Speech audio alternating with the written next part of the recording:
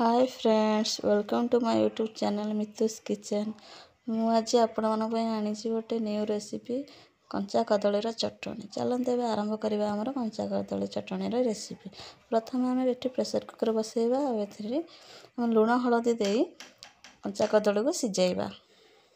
देखो ये आम कंचा कदली सिझा हो जापर आम ये आम स्वाद अनुसार लुण ऐड करवा।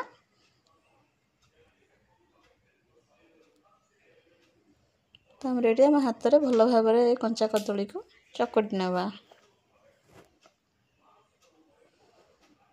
एमती चकड़ा कि जमी गोटा रही भल भाव आम आपको चकड़ा। देखते ये आम चकटा हो जाइए।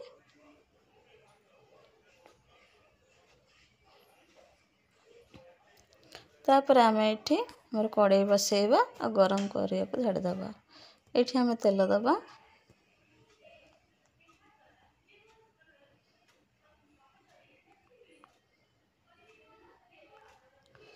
तेल गरम हो सारा पर आम ये पंच फुटण को दबा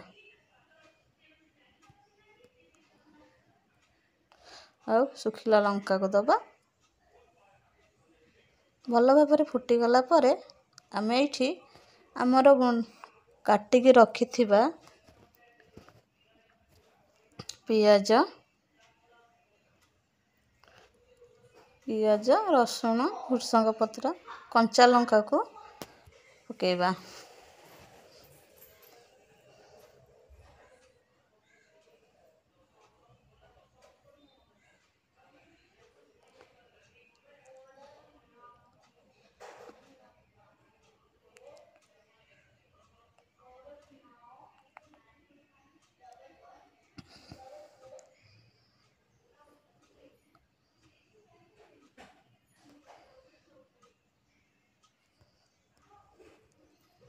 तापर आम ये किसी आंब कषि अदा को ऐड करवा।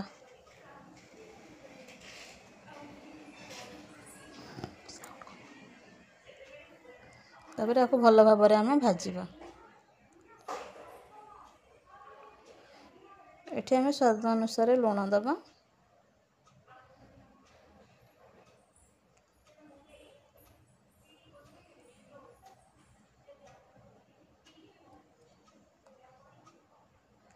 और हलदी दबा। ये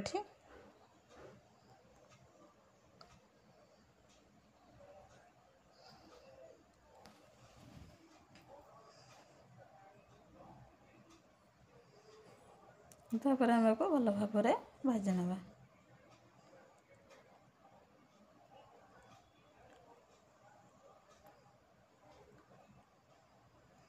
ये आमर पियाज टिके भाजी होला पर आम ये टमाटो को ऐड कर नवा।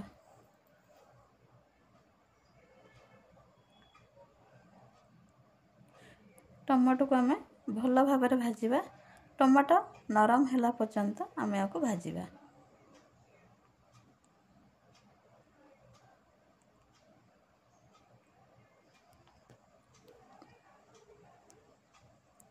देखो ये आमर टमाटो नरम हो जाइए। भल भाव आमर सब पियाज टमाटो सब भाजी हो जाइए।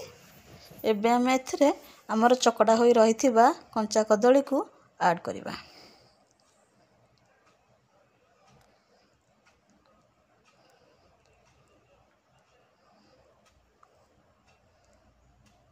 और भल भाव आम आपको मिसेबा।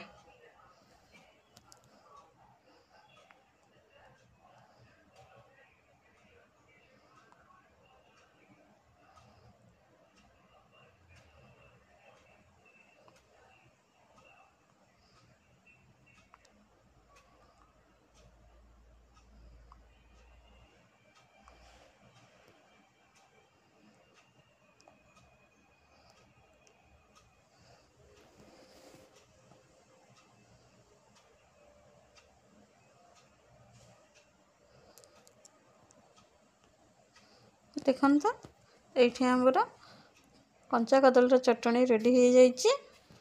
मु आशा करुँच आपन को मोर रेसिपीटा बहुत भल लगी। जदि भल लगी मो चैनल को ଲାଇକ୍ ସେୟାର ଆଣ୍ଡ ସବସ୍କ୍ରାଇବ୍ କରିବେ। Thank you for watching.